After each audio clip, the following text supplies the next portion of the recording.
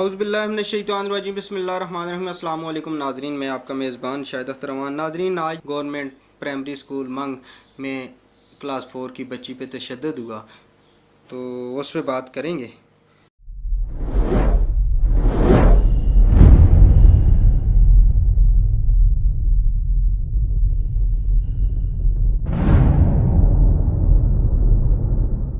बच्ची पे तशद्दुद की बात और उसके बाद जो इंतज़ामिया ने एक्शन लिया उस पर भी बात करते हैं।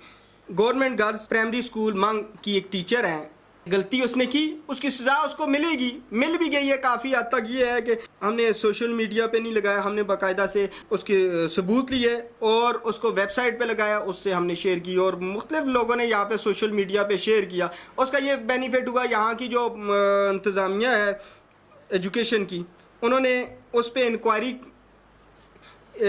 इंक्वायरी लगा दी और इंक्वायरी का जो लेटर नंबर है वो मैं आपके साथ शेयर करता हूँ।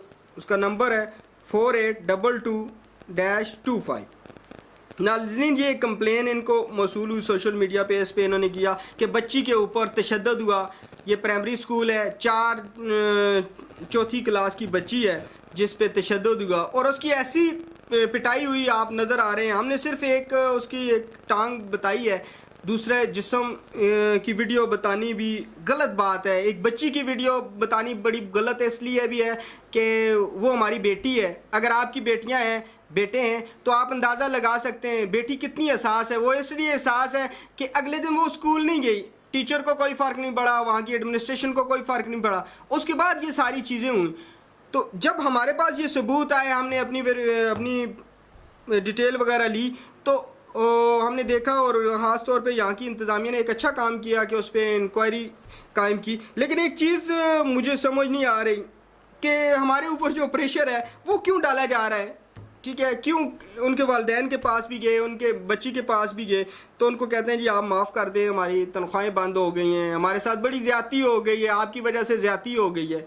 तो इस एंगल से ये अच्छा अमल है पाकिस्तान तहरीक इंसाफ का, मैं इसको अप्रिशिएट करता हूँ। तो बच्चों के मामले में बड़ा अच्छा इन्होंने स्टिक किस्म का एक एक्शन लिया है डीओ ने। लेकिन अब अल्लाह करे उसी तरह की इंक्वायरी भी हो, उसी तरह की एक कानून के दायरे कार में रहते हुए कि सज़ा भी मिले। तो लगता नहीं है, क्योंकि यहाँ पे जो हालात बने हुए हैं ना, उसमें लगते नहीं है चांसेस कि ये हो, क्योंकि इस मुल्क के अंदर एक्सटेंशनें तो हर किसी को मिल जाती हैं और सज़ा तो माफ़ हो जाती हैं।